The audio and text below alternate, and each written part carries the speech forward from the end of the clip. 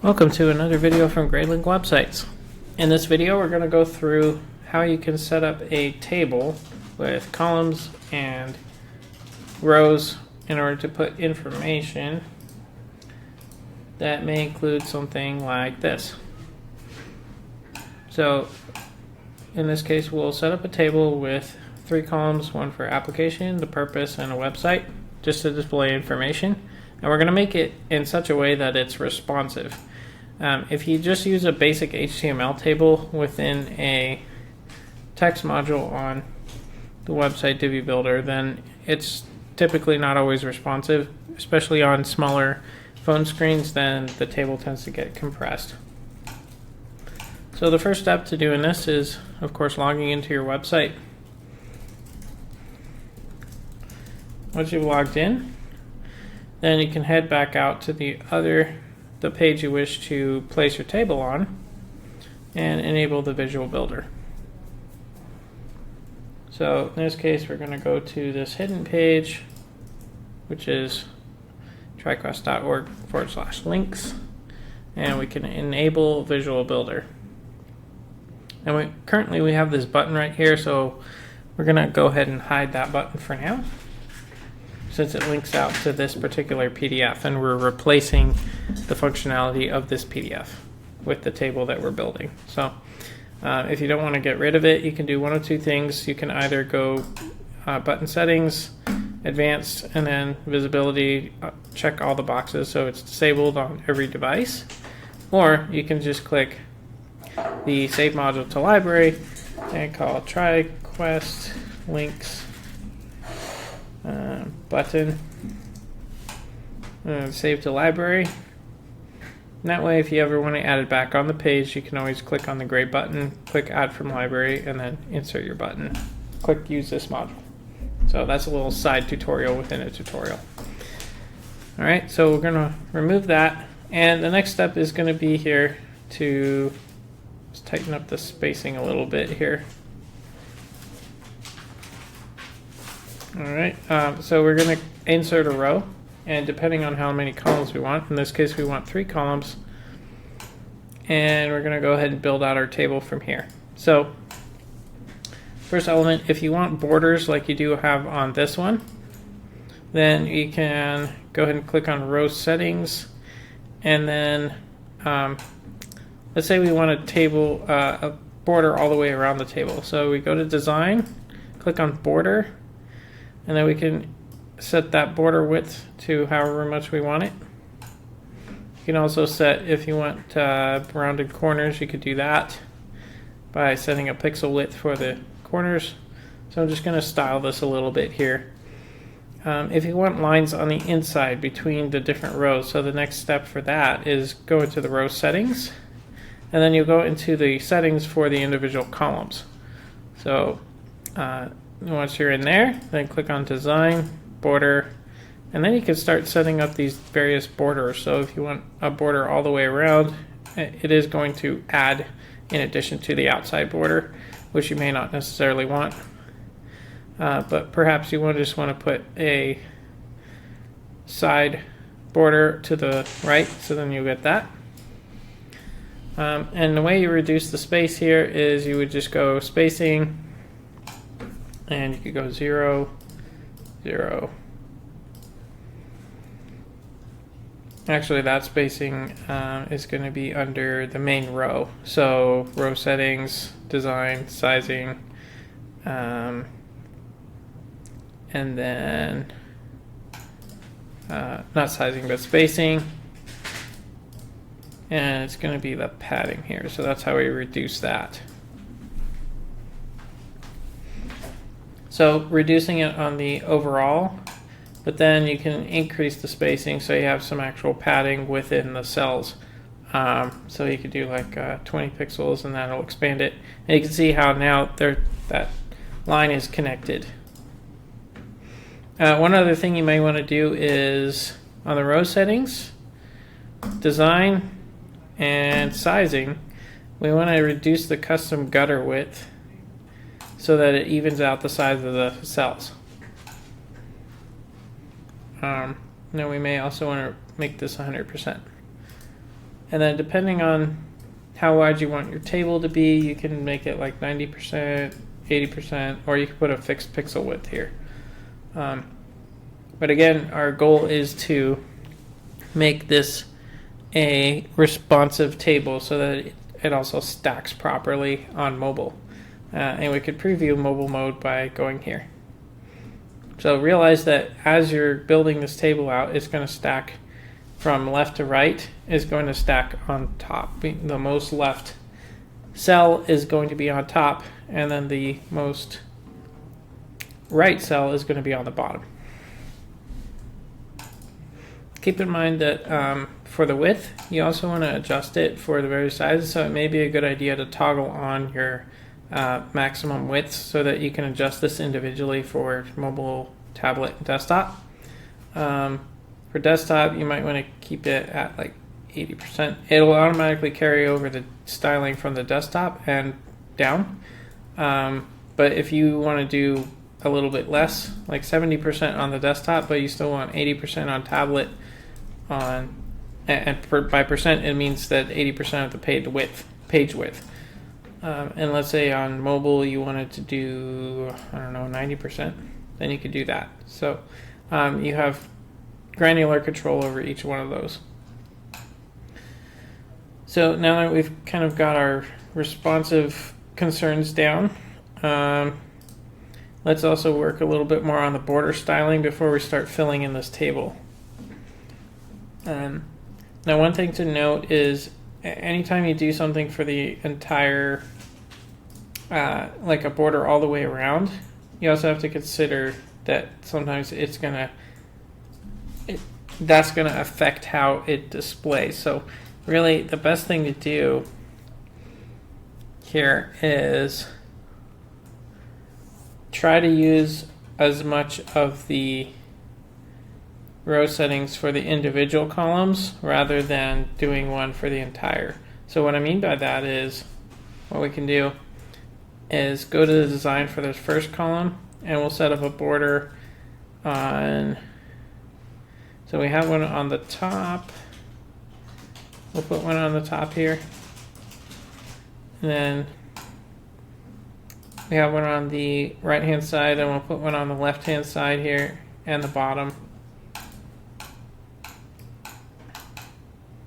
So just being aware of when things stack or get rearranged, then how do those appear? And then if you need to round the corners of anything, then you can do that, like so.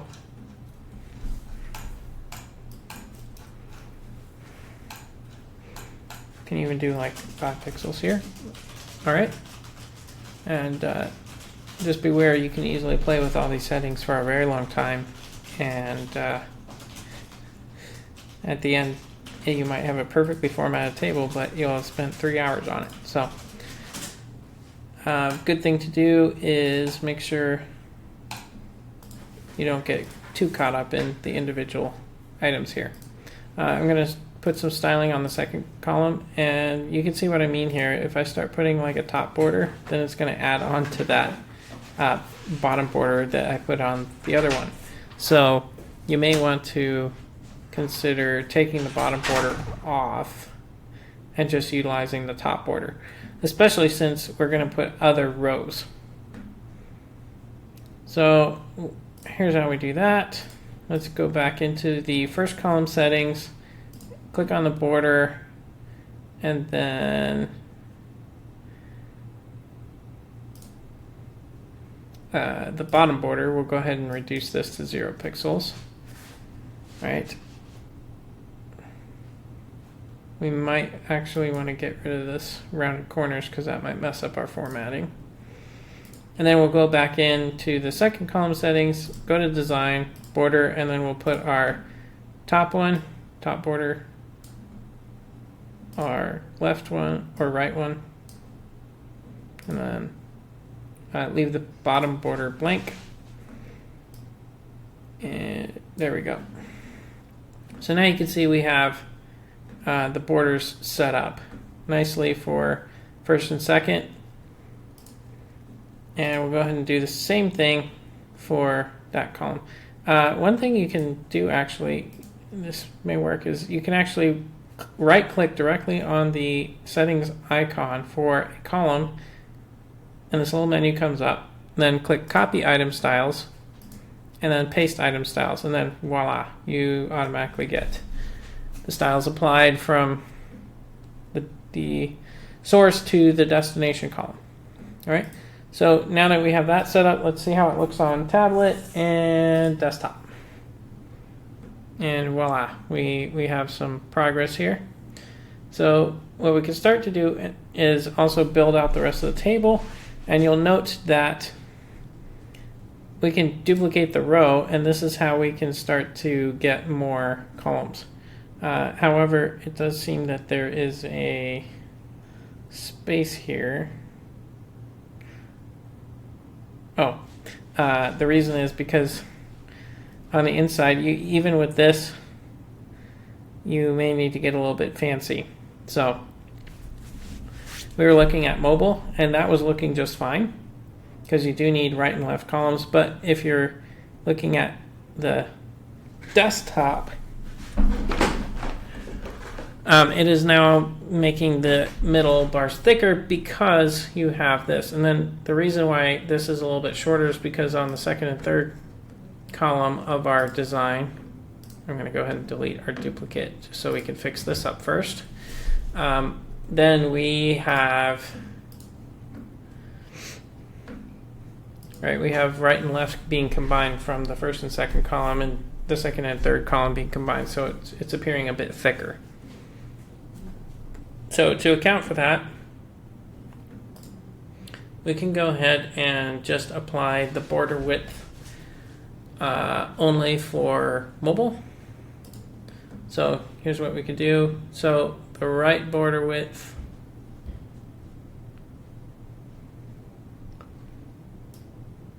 and you can see how this would easily get confusing.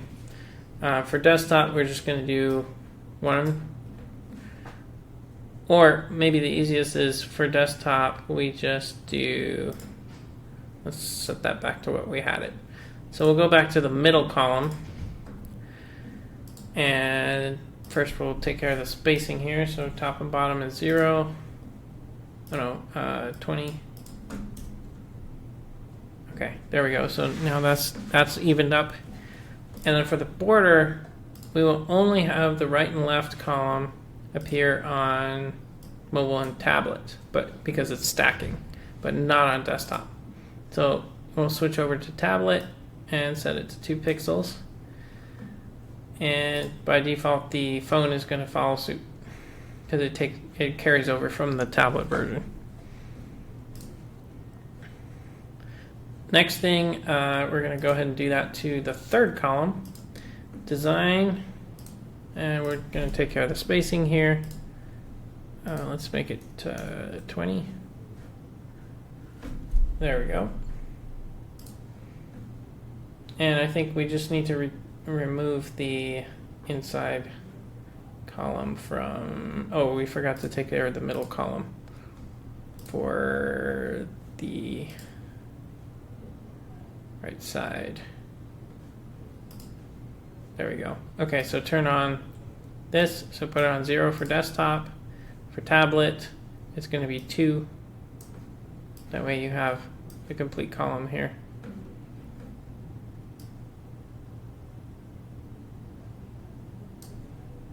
There we go. And mobile borrows it from tablet, so we're good to go there. Right, now we have a nice little beginning border table.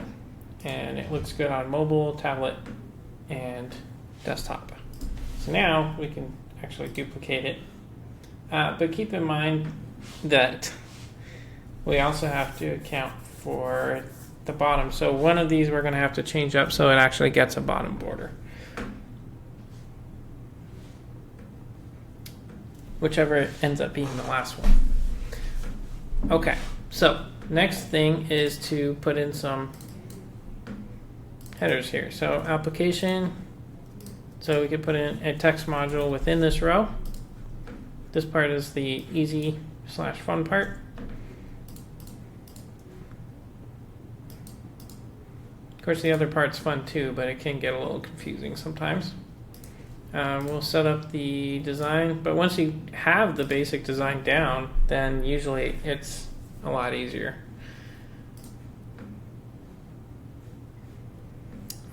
Looks like we're having some issues here with that might be, there might be some styling that I left on for the border. So, oh yeah, we want to reduce the rounded corners because it's overlapping since it's on the overall row settings. So let's make sure that gets taken care of. And then if we duplicate, there might still be some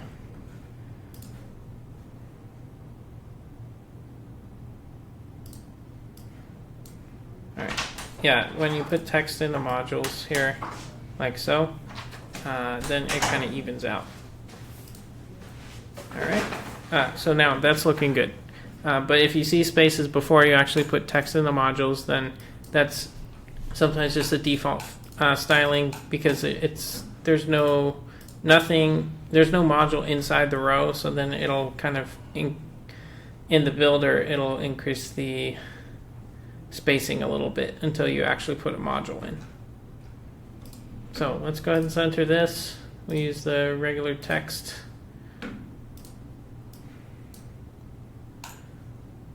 All right, and duplicate and just move it over.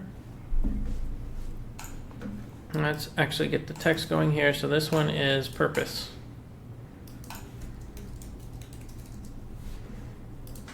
And then this one is the website. So we'll call this column website.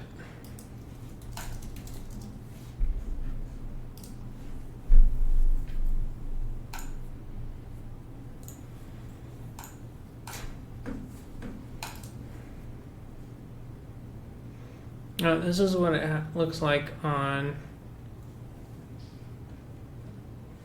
mobile.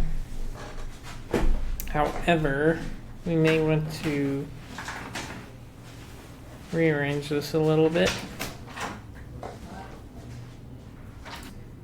And just to quickly show you, this is what it would look like if you try and do just a regular text module with a table.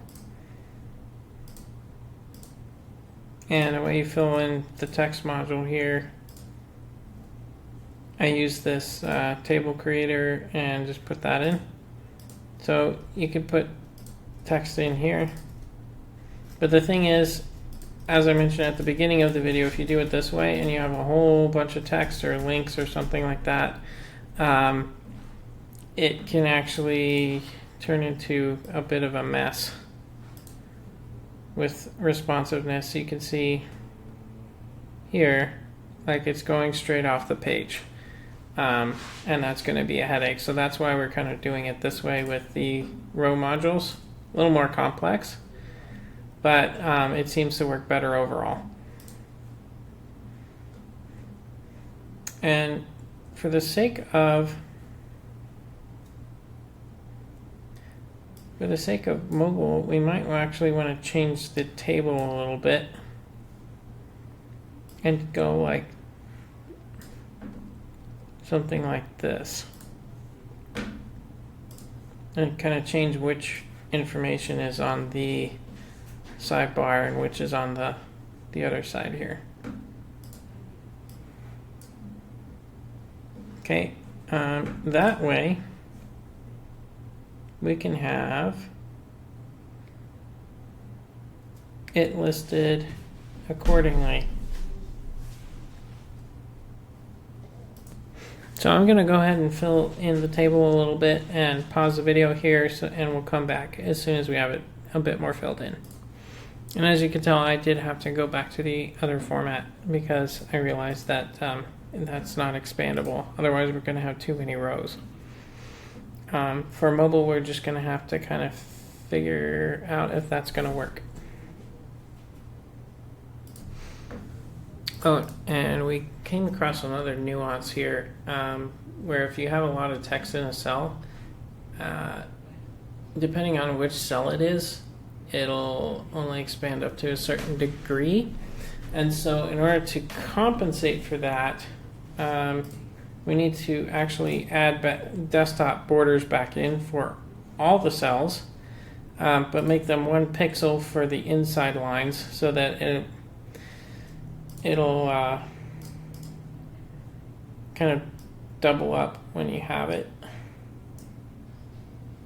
Border width. If that makes any sense. So disregard the previous note about the evening up the columns. There's actually a setting called equalize column heights under row settings. If you go to row settings, design, and then equalize column heights, then that should do the trick. So we do actually want to make sure we do that for all of these columns, just in case the text expands the cell enough. So I'm going to go ahead and do that and then continue fixing up the table. And another quick note here, if we want to change the background color for these, we can just go to background and then change that to a nice yellow if we want. And if for any reason we need to adjust the spacing, for instance, going back to columns, so we have spacing for 2020 pixels. So we can reduce that if we need to. And again, it actually won't reduce unless you do it for all of them. So let's go to design, spacing, delink these, 15, and last but not least, design, spacing. So you can see now it adjusted the spacing, it's all evened up. All right, to continue to finish up this table. Oh, one more item here. We do need to put a bottom border on this last one. So what we're gonna do is go ahead and just, for only that row, go to design, border, and then put the bottom border style here and put 2. And I'll also put some spacing below because I probably want to have some padding here. So we'll put 50 pixels of padding. Now when you're putting links in, if you want the link to display, then it's a good idea to put it in the text module like this. But then you can also highlight it, insert edit link, paste, and then make sure it opens in a new window, because it's the best user experience if you don't have them navigate away from the website. It's much better if it opens in a new window. So just a quick note on that. So we just finished up the table, and there it is. So everything opens up in a new tab for the links, and we should be all set to go. We might need to fix the padding below the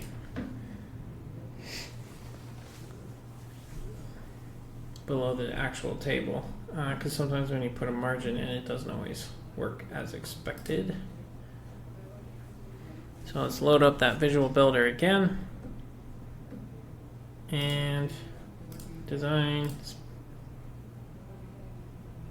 put in 50 pixels of padding.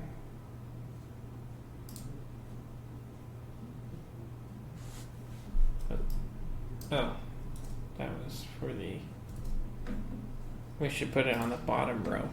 That's why. Spacing and 50. No, actually it would be the margin.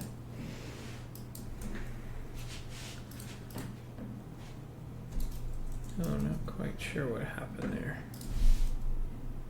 Oh, I think it's because of the scrolling effect, that's why.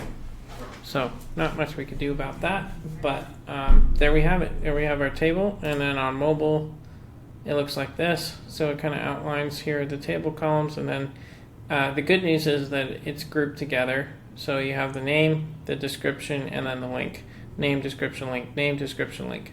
So that should be suitable and easy to use for a mobile user. For any further questions, please reach out to Gradelink website support.